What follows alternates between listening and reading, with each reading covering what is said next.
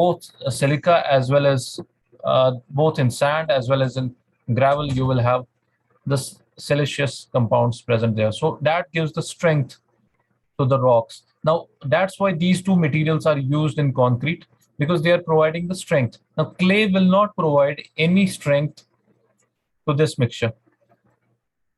Clay does not provide the strength, it does not provide the hardness, it does not provide the toughness. So, moreover, clay will react with cement. It is not, as you saw, that cement itself has formed from clay. So, it's not that inert as is the aggregate. So that's why these materials are used here. Uh, Now I was discussing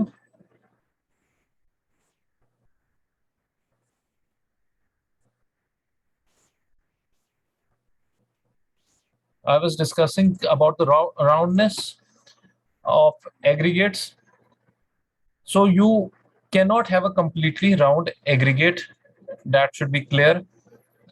So this has to do with the strength as well as abrasion resistance of aggregate. So what is strength and abrasion resistance of aggregate? Strength is the property of an aggregate that the best strength that you can obtain from for an aggregate is the compressive strength. So you usually determine the crushing or the compressive strength of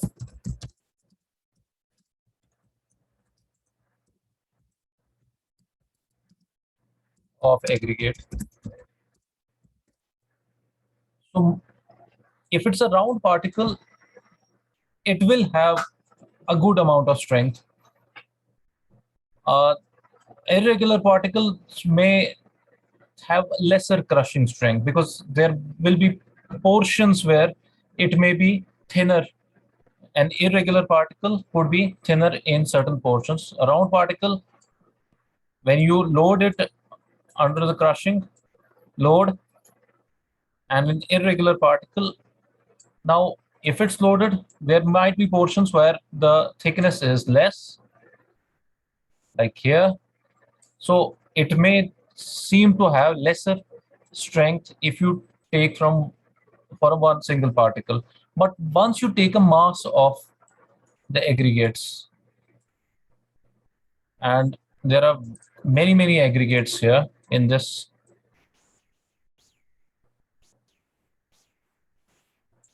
and you fill this hole and then you load it under a crushing load, then you will realize that just what Roland have, these will fit into each other. If it's irregular, they will fit much more. Now, if it's rounded,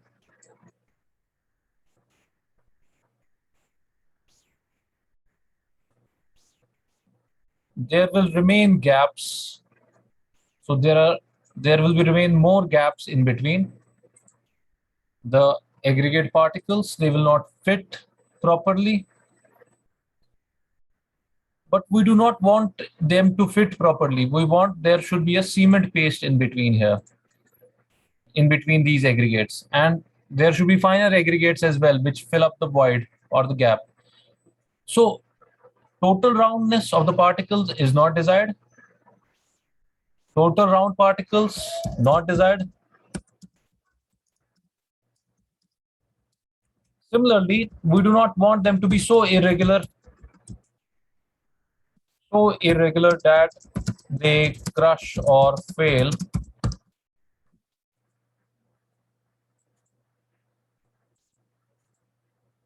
We do not want that as well to happen within the aggregate.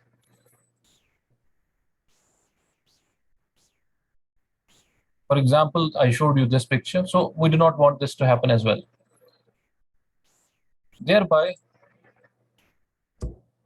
we have well graded aggregate This is one form. Then we have rounded aggregate. We have sub-rounded aggregate. We have sub-angular aggregate. We have the angular aggregate. This is the classification based on the shape of the aggregates. Based on shape of the aggregates, we have well graded, rounded, sub-rounded, sub-angular, and angular aggregates. Now, well, I can show you the pictures.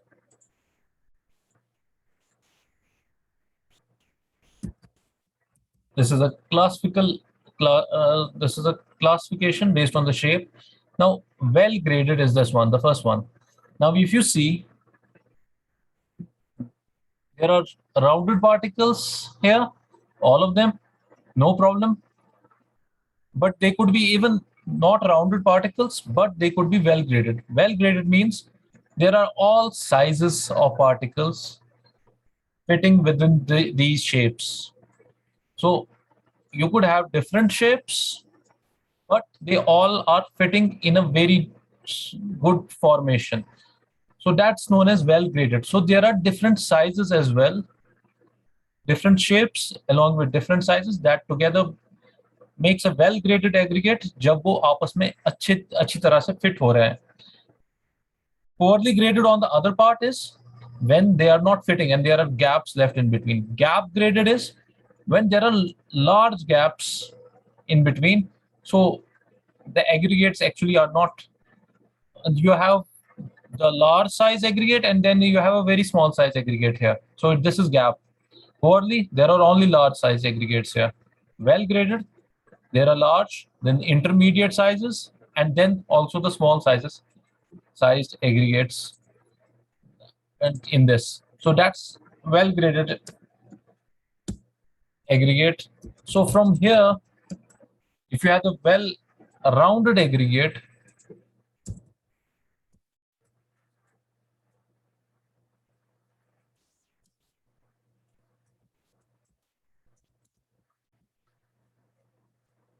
it would be something like this.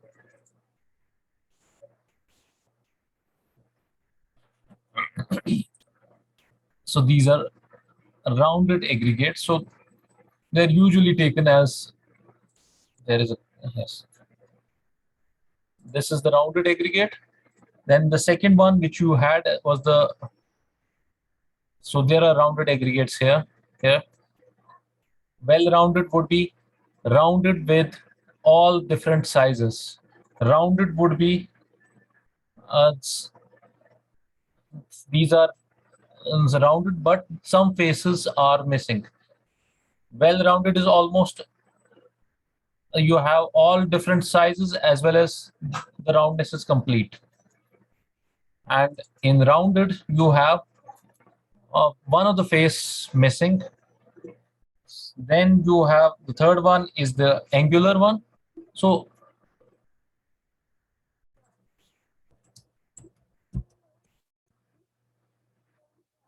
these are angular aggregates.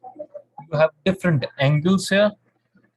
And then there could be a classification of sub-angular.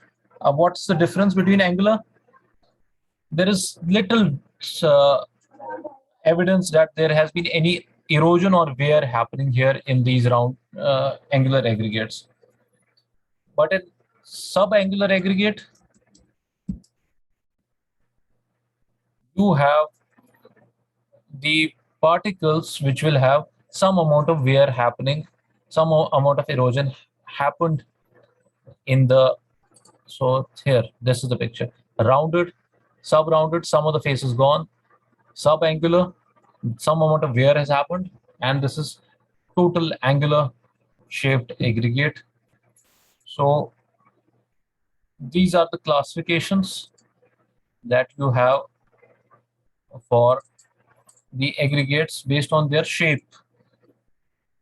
Now, based on their thickness, actually, you would have,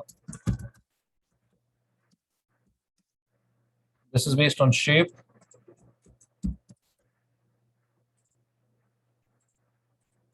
based on thickness, you could have one is again rounded, irregular, and flaky is the third one.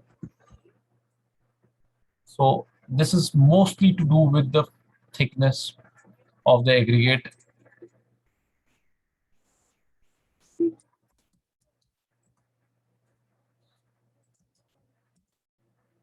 So I'll show you the pictures of the flaky aggregate. So you have the, now if you have a look at this, you have a completely flat one here. This one is completely flat. It's also elongated. You also have this as flat. This is elongated one. This is elongated one. So, and then you have these particles, which are the cubic particles. Now, these elongated will have less thickness as compared to their length. So they become the flaky aggregates.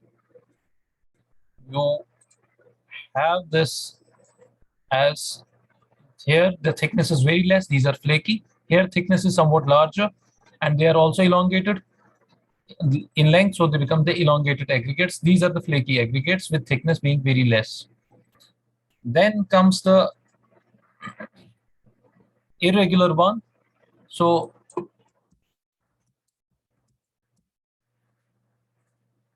irregular shapes, there are, I just showed you this, the irregular shape. There are various shapes and sizes. So this is totally irregular. And then you had the rounded one, which we just discussed.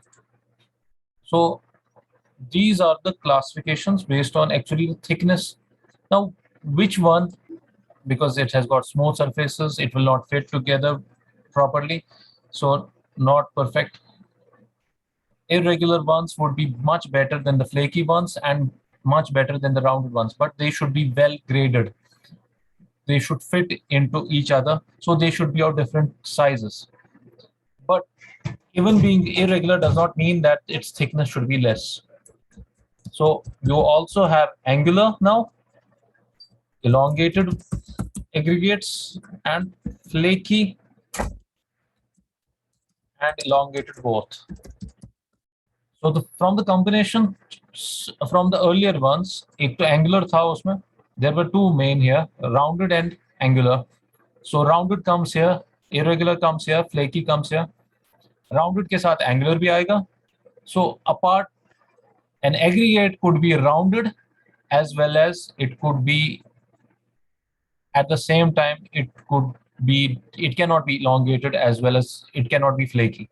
But an aggregate could be irregular as well as flaky.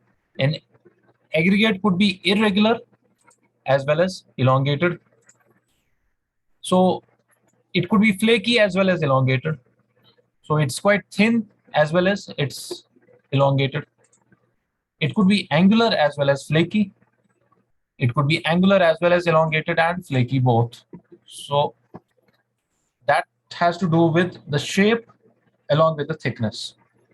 So what is sphericity now of the aggregate that you need to do for testing? Sphericity is actually the roundness of aggregate that you are measuring. So the sphericity of aggregate is the total surface area of the aggregate divided by its volume. So in a cubic mass, you would have, for example, you have a 1 meter cube of cubic mass. In that case, if the surface area is more, that means, does it mean its sphericity is more? Yes, its sphericity is then more. So in 1 meter cube, for example, of volume, if you have more surface area, its sphericity will be more. So this is how now this has to do with, sphericity has to do with the property of it binding with the cement to make the concrete. So more the sphericity, more will the uh, aggregate bind with cement, and more will be the strength of concrete hence obtained. Second comes the flakiness index, which is the measure of flakiness index of aggregate, which is the measure of the mass of flaky particles.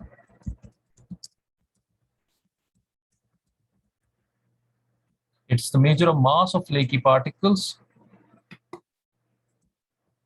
in a unit mass of sample. So it's measured in terms of percentage. For example, you are saying that there is a 5% flaky particles. Out of 100 kg, you have 5 kg particles which are flaky. So how do you classify the flakiness of a particle? How do you measure whether the particle is?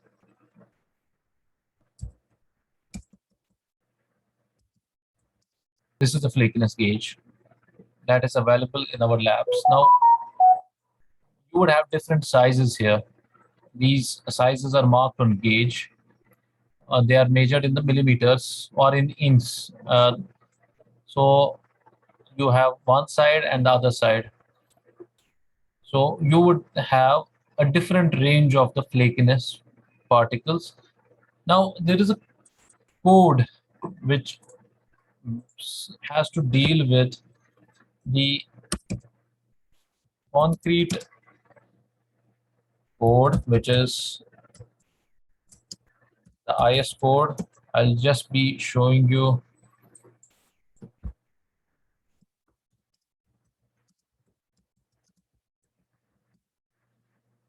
Now this is IS 10262. This is IS 10262 is the code. Just remember this, very important. 2009 was the latest version in 2009 of this code. It gives you the mixed design of concrete. Now, this is the time to tell you about this code and how do we actually make the concrete from this code. So it's freely available code. Once you go into the Google, you can check with this code. Let me show you. This is concrete mix proportioning guidelines, Indian standard. That's IS 10262, 2009. So everything is mentioned, what size of particles you should use.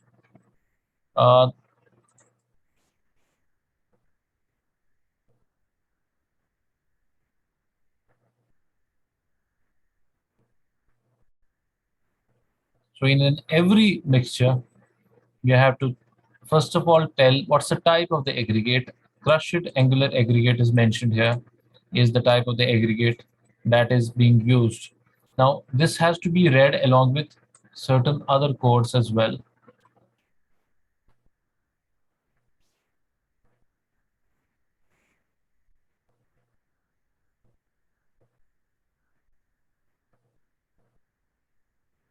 So for that, you will use the references. The specification for coarse and fine aggregates from natural resources, IS.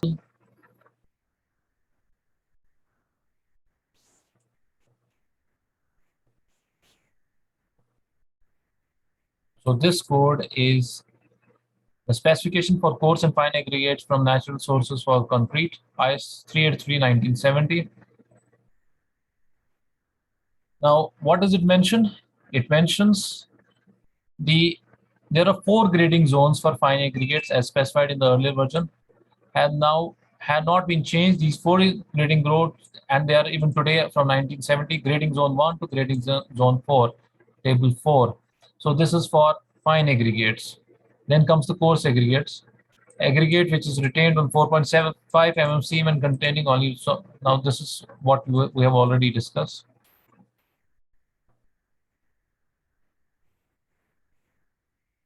Now, what is mentioned here, there is a single size coarse aggregate is which is not, that's poor. size aggregate. Graded aggregate, which is well graded. Fine aggregates. So all in aggregates. Now, what we need to see, we need to go to the, first of all, to the flakiness. Sampling is mentioned, how the sampling is done. Fine aggregates are mentioned. Uh, as per, I'll be going to that.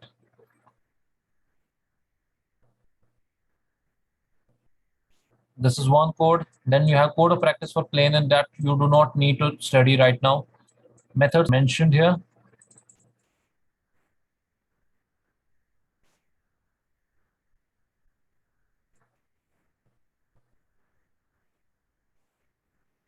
So whenever you go to the lab, you do these tests.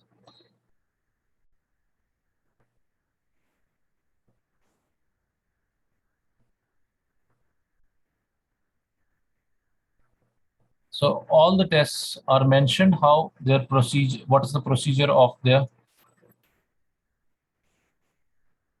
Then you have the tests for flakiness.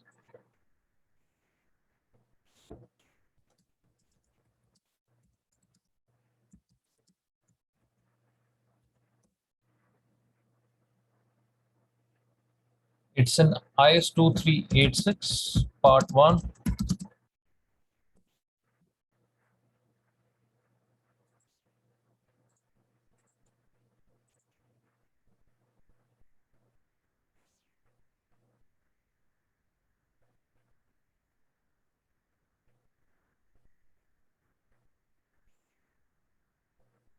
This is IS 2386 part 1 code. Here, the sampling, then test procedure for coarse and fine aggregates.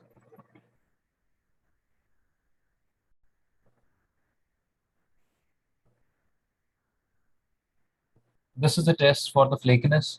So the procedure is mentioned, how you sample, you take a sample, how much sample do you take, what's the sieving that has to be done, then how do you separate the flaky materials, and then how do you pass it through the thickness gauge, and what should be the retention, the dimensions of the thickness and the length gauge.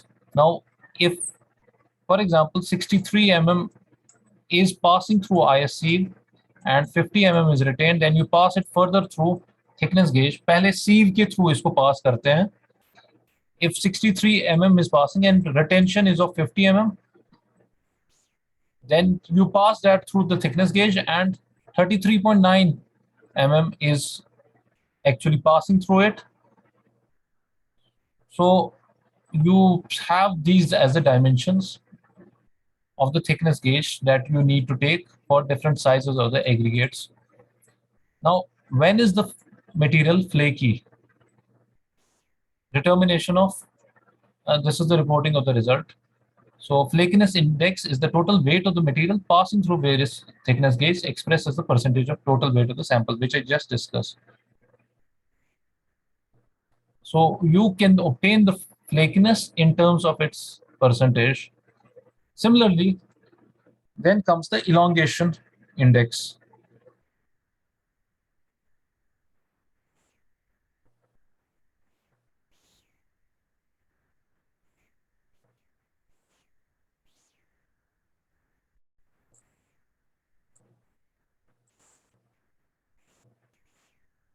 So then you use the elongation index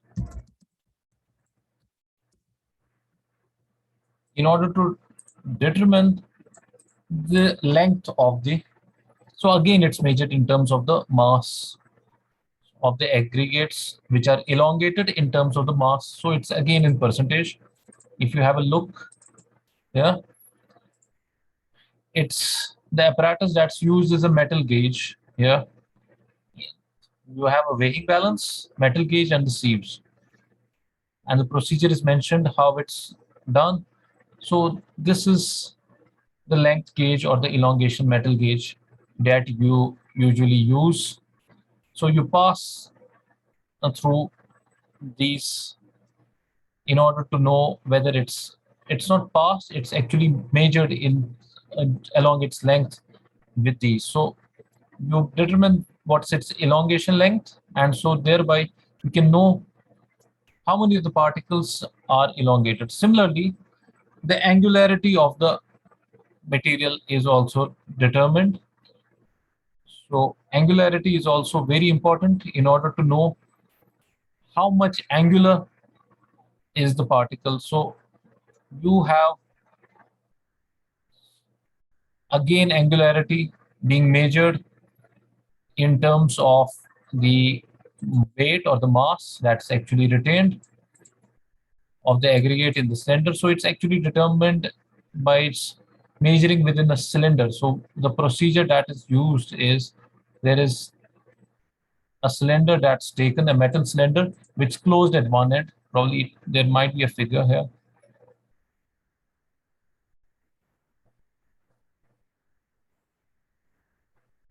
Cylinder that you are using. So you're actually determining how many particles are actually filling up in that cylinder.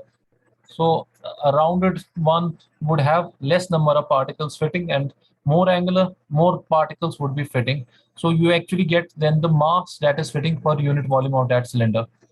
So that's how the angularity is measured. Then comes the surface texture.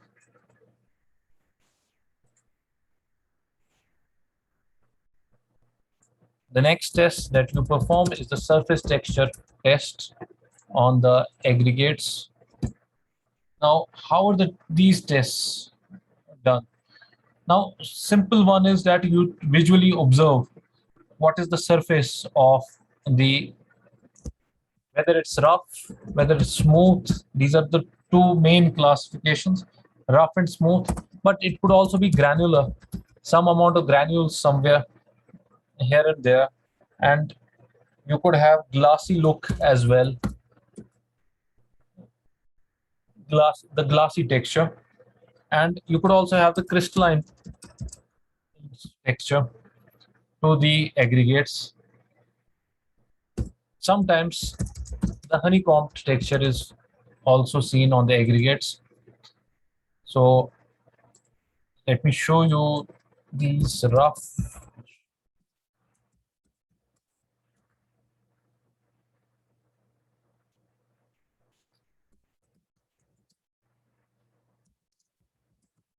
See, this is high roughness here, moderate roughness, low roughness, smooth, completely polished.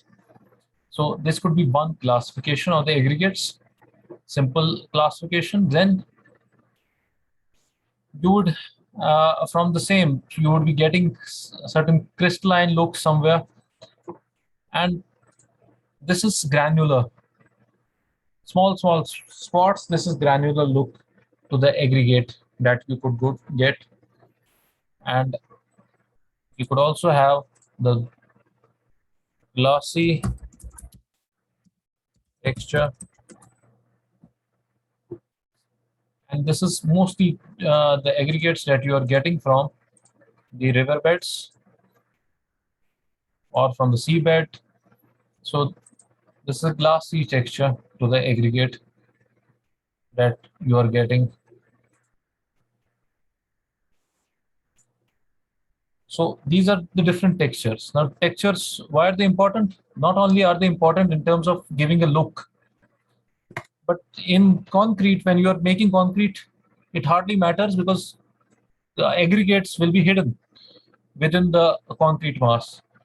So what matters is from the texture is, does it bind with cement or not? If it's too glassy, it will not bind completely with cement.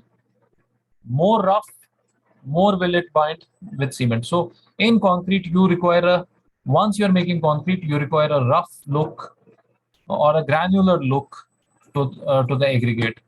That's desired. Uh, then